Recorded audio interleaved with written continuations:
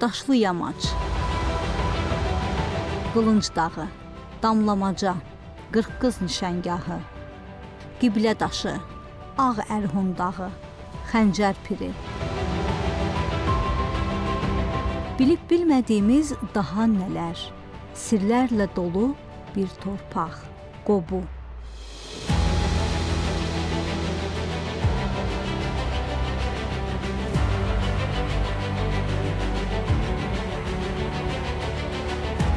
Qobu kəndi bəlkə də tarixin özü ilə yaşıddır.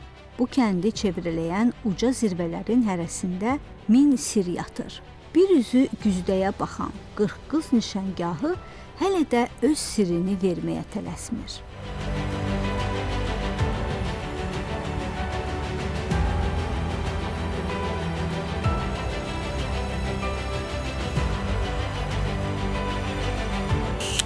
Hal-hazırda durduğumuz məkan Daşlı Yamac Qədim Yaşayış Məskəni adlanır.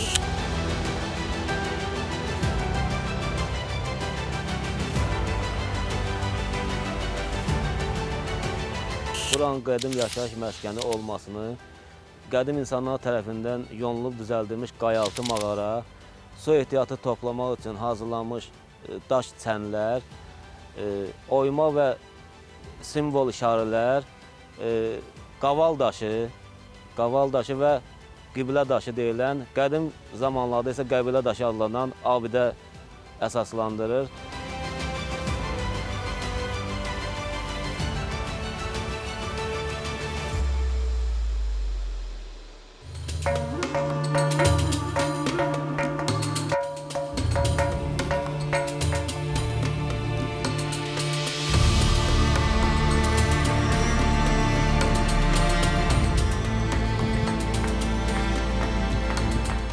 Buranın Tunc dövrünə aid olması ehtimal edilir. Hardasa 3000-5000 il yaşı var. Həmin qəbilə daşı buradan 500 metr aralıdadır. Həmin qəbilə daşı hal-hazırda Qobu kəndinin qiblə istiqamətinə düşdüyünə görə qiblə daşı kimi tanınır. Ancaq qədimdə qədim insanlar İslamdan qabaq qəbilə daşı deyirlər.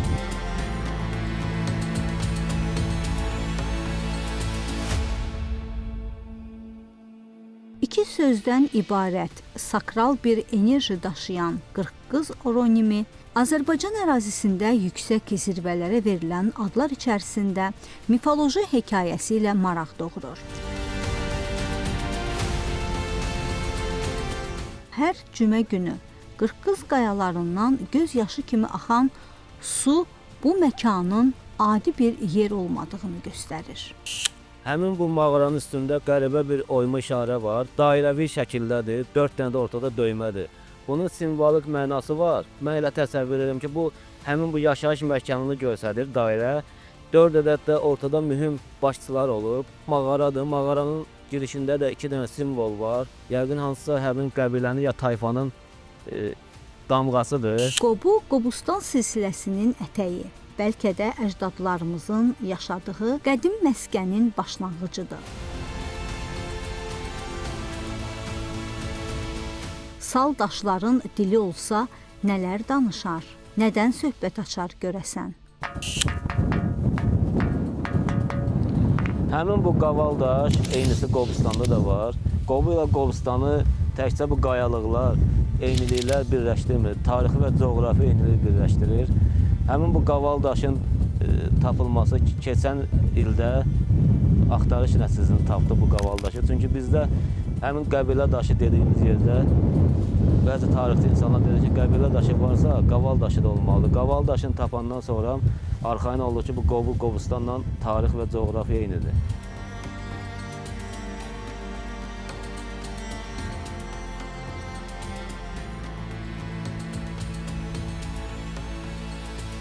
Bu mağaranın altı böyük bir sığınacağı xatırladır. Qədim zamanlarda bunun qabağı daşlarla, qaya daşlarına bağlı olub, sonradan sökülüb. Həmin bu mağara onu göstərdi ki, burada 3-5 min il bundan qabaq insanlar yaşayıb. Qobu kəndində 3 məscid var. Cümə məscidi kənd qəbristanlığının girişində yerləşir. Sakinlərin sözlərinə görə bu yer kəndin qədim hissəsi hesab edilir. Qobu kəndinin əvvəllər qədim tarixə malik olan məscidi olub. əlbəttə digər sökülən məscidlər kimi 1930-cu illərdə bizim qədim məscidimiz də sökülmüşdü.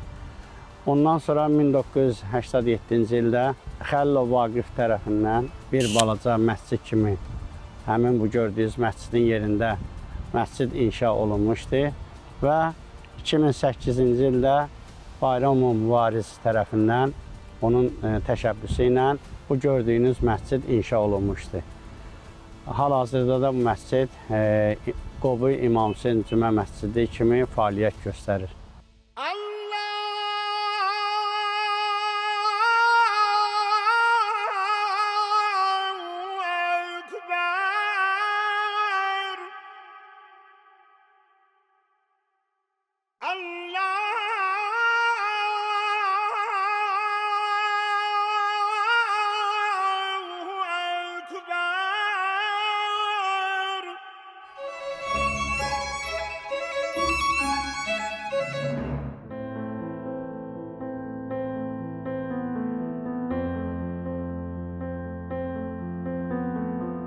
Qobu qəbristanlığı digər Bakı kəndlərindəki qəbristanlıqlarla müqayisədə daha böyükdür.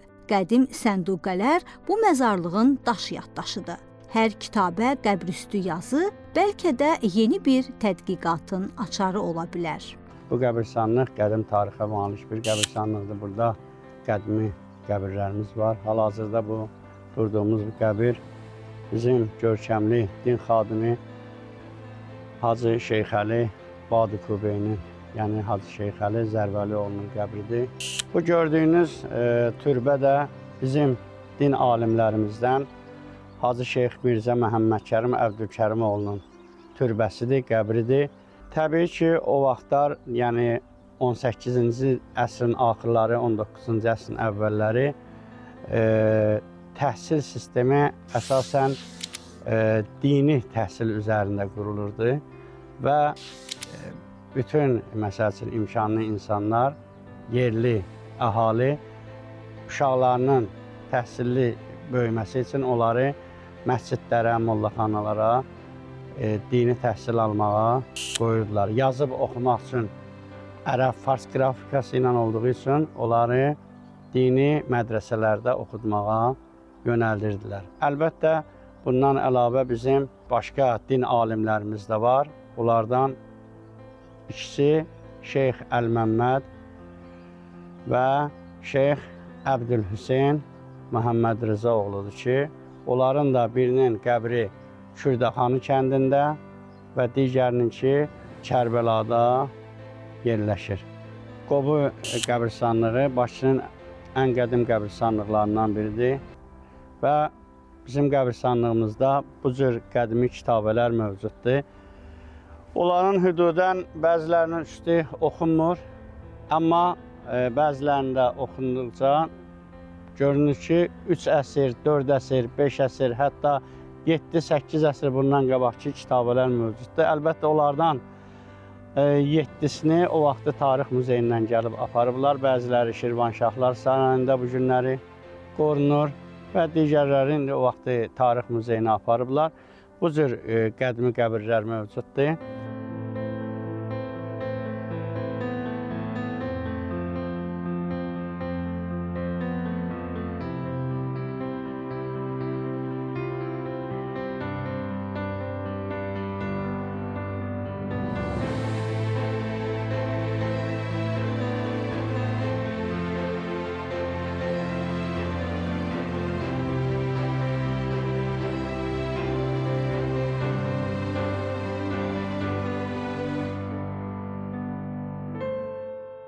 Qobunun hündür nöqtələrindən olan bu məkan Xəncər Piri adlanır. Ağ Ərhun dağından xeyli aralıda yerləşən bu təpə özü də bəlkə bir Hun igidinin uyuduğu kurqandır.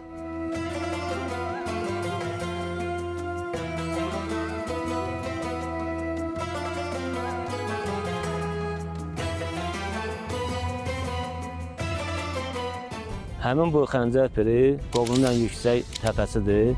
Bu yerlər elə Dədəbabadan Xəncər Piri adlanır. Bu Xəncər Piri adını bizdə maraq oyatdı. Ona görə bəzi oxşar təpəcikləri araşdırdıq və Bu təpəciklərdən demək olar ki, dünyada 2-3 yerdə eyni bu formada, eyni bu hündürlükdə var. Bu kurqan araşdırılsa, ehtimal olsa ki, burada da hansısa türk hökmdarının məzarı var. Bu da Qafqazda böyük kurqanlardan biri olacaq. Bizim kəndin tarixi bəzi mənbələrdə 7 əsr, bəzi mənbələrdə 15 əsr deyilir. Ancaq araşdırılsa mən elə başa düşürəm, eradan əvvələ gedib çıxır. Çünki onu əsaslandıran həmin bu kurqan dediyimiz Xəncərpiri təpəciyi, Daşlıyamazda olan qədim yaşayış məskəni, bunlar həmin ehtimalı əsaslandırır. Bu gördüyünüz yerlər Qobunun ən qədim məhəllələrindən olan Hacı Hüseynli məhəlləsidir. Burada Qarabucaq deyilən yer var. Həmin yaşayış ilkin olaraq oradan başlayır. Mən elə ehtimal edirəm ki, Daşlıyamazda yaşayış olub, sonra həmin bu Qarabucağa köçüb burada məskən salıblar. Qobu o vaxtdan burada yaşayış başlayıb. Bu Hacı Hüseynli məhəlləsi Qobunun ən qədim məhəllələrindən biridir.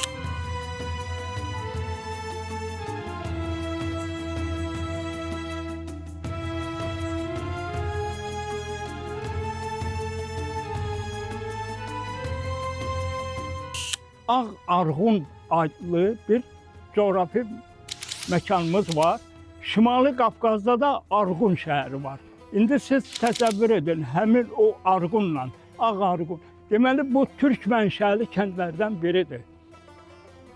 Bizim Qobu kəndi Bakı, Abşeron yarımadasında, qərb zonasında yerləşdiyinə görə burada başqa içəri kəndlər, dənizkənarı kəndlərə nisbətən burada təsərrüfat tamamilə başqadır. Burada qədimdən, ta qədimdən qoyunçuluq, dəvəçilik çox geniş inkişaf eləmişdir.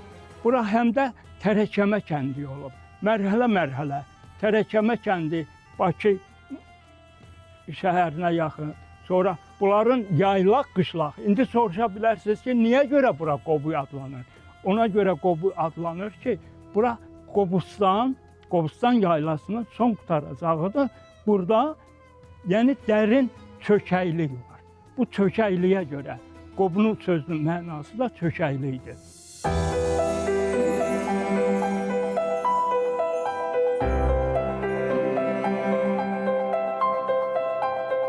Qobunun ətrafında olan müəyyən ərazilər elə tərəkəmə mənasını daşıyan terminlərdən ibarətdir. Məsələn, Quzuqıran yataq yeridir. Deyilir ki, Doğan Ağıl yer var, Hallacan. Bunların mənaları var. Quzuqıran mənadısı ona görə daşır ki, bu məna elə adından göründüyü kimi. Hallacan mənası qabaq əgərli heyvanlar deyirlər, orada saxlamaq üçün heyvanlar hala gəlsin deyə Hallacana sürüblər, heyvanların saxlamaq üçün. Döllük deyilib, döl götürmək üçün həmin ərazidən istifadə edirlər. Damlamaca deyilib, o damlamaca yerli dildə deyilir, amma onun mənası damla məcaradır. Orada yerin altından su çıxdığına görə qayalıq yer olur. Sonradan heyvanları sulamaq üçün orada quyular qazıb. Məsələn, mənim babam, Hacı Ağalı adlı adam, orada 7 quyu qazıb. O quyulardan indi biri də fəaliyyətdədir. O 7 quyudan altından əsər əlamət yoxdur, yeri qalıb, amma hal-hazırda biri fəaliyyətdə olan quyudur.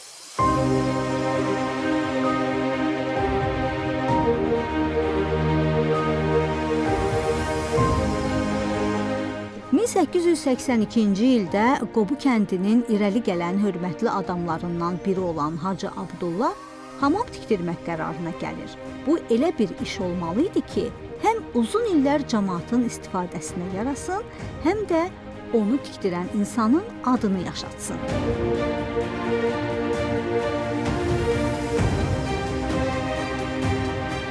Bunun belə bir gözəl tarixçəsi var ki, deməli bunu Usta Abbasəli tərəfindən tikilib, inşa edən adam bənna odur. Hətta Hacı Abdullah kişi o qədər səxavətli adam olub, kəndin sayılmış, seçilmiş adamlarından olub. Usta ilə danışanda usta deyib ki, bir qızıl onluğa bir daş qoyuram. Qədim vaxtlarda daşlar iri daşlar olub, indiki kimi yonulmuş daşlar olmayıb. Bu daşın birini 10 qızıla qoyulmuş və Hacı Abdullah kişi ustadan soruşub Abbasəli ustadan ki, ay usta, günə neçə daş qoya bilirsən? Usta 30 daş qoya bilirəm deyib. Deyib, sən 15 daş qoy. Çox möhkəm bir şey əmələ gətir, möhkəm bir tikili. Mən sənə 30 daşın qızılını verəcəm. Yəni belə bir tarixçəsi var və də su axıntıları məsələn bu hamamda hələ də indi sirri açılmayıb ki, bu su hara gedir. İşlədiyi vaxtda da yerdən 1 metr, 1 metr 20 santim aşağıda olmağına baxmayaraq su axıntılarının hələ də indiyəcən hara getdiyi yerini təsbit eləməyiblər. Zaman keçdikcə usta Abbasəlinin inşa etdiyi bu hamam həqiqətən də öz adına və onu tikdirən Hacı Abdullahın şəninə yaraşan bir memarlıq abidəsinə çevrilir. Elə ki, əsr yarımı haqlayan bir ömür yaşayır.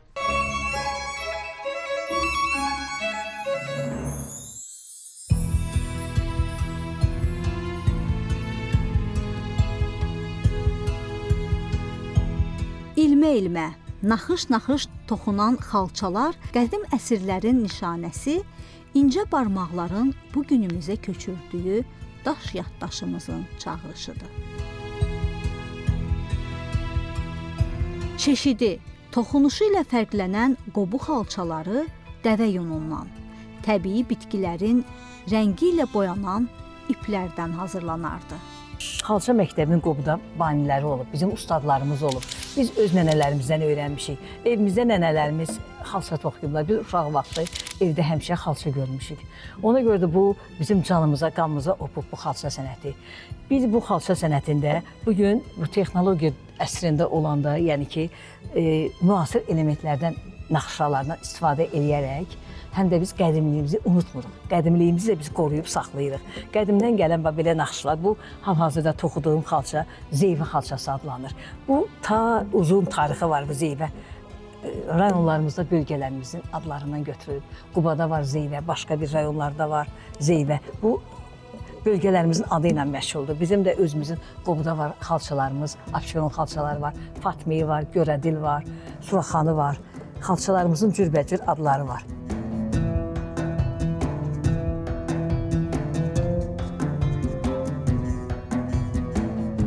Qobu Mədəniyyət Evi bugün el sənətini yaşatmaq, yeni nəslə ötürmək üçün bir mərkəzə çevrilib.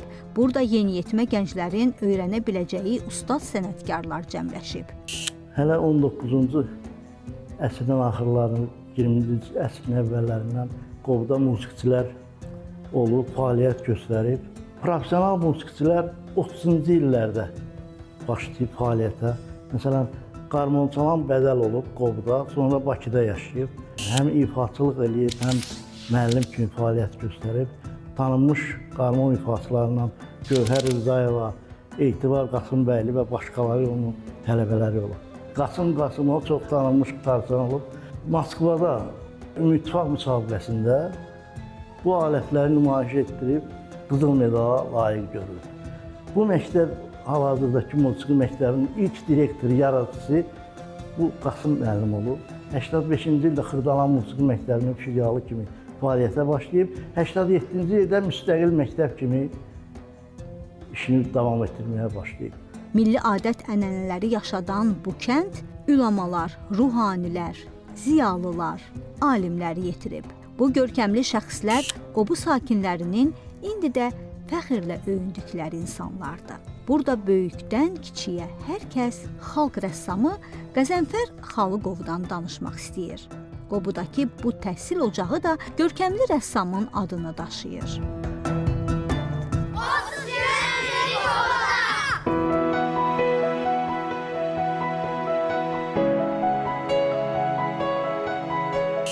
Təsviri incəsənət tarixində ən yüksək yerlərdən tutmuş Qəzənfər Xalıqov Bakı şəhərinin Qobu kəndindən ad olmuşdur.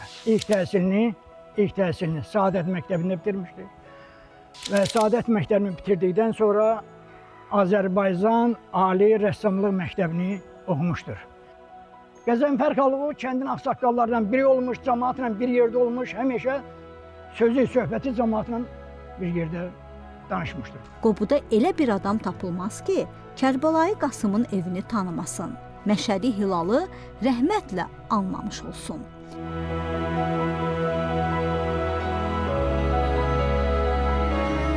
...1918-ci il mart hadisələrindən 44 günlük zəfər zirvəsinə qədər uzanan tarixi kəsimdən xəbər verir bu məqamlar. Gəl bizim kəndə də hərdən gözəlim, eylə nəzər. Ehtiyacı şəhərin ömrü boyu kəndə olar. Yəni ki, bu bizim mədəniyyətimizin kökü, mərkəzi həmişə kəndlərimizdə olur. Həmişə biz burada böyüklərin xeyir duası ilə böyümüşük. Həmin o böyüklərin xeyir duası nəticəsində həmişə bizim Qobu qəhrəmanları dövrün bütün vaxtlarında yadelli işğalçılara qarşı mərdliklə mübarizə aparırlar. Gördüyünüz şəhidlər kompleksi 1-ci Qarabağ Vətən müharibəsi iştirakçıları ki olublar, onlar həyatlarını torpaq uğrunda şəhid ediblər. Biz onların ruhu qarşısına həmişə baş əyirik. İndi sual oluna bilər. Bu qəhrəmanlar qidanı nədən götürür? Bu qəhrəmanlar qidanı öz böyüklərindən götürür. Ona görə ki, bu Bakı kəndləri olduğu kimi həmişə bizdə böyüyə, ağsaqqala həmişə böyük hörmət olub. 1918-ci il hadisələri bizim kənddən də yan keçməmişdir. Həmin o kəndin qəhrəmanı gördüyünüz Maşadilal Hacı İsmail oğlu mərdliklə vuruşmuş və şəhadətə qovuşmuşdur. 1918-ci ilin Bakıdakı varlı insanların çağırışı əsasında Türk Qafqaz İslam ordusu Bakıya tərəf istiqamət almışdır və onların ilk məskunlaşdığı müvəqqəti yeri Qobu kəndi olmuşdur. Müqəddəs and yerimiz olan şəhidlərimizin adını, ünvanını yaşadan bu məkan hər bir Qobulu üçün ziyarətgahdır. Əbədi torpağın köksündə bitən solmaz çiçəklər ana yurdumuzun dörd bir yanında vüqarla boy verir. Qəhrəmanlıq səlnaməsini yazanlar da onlar.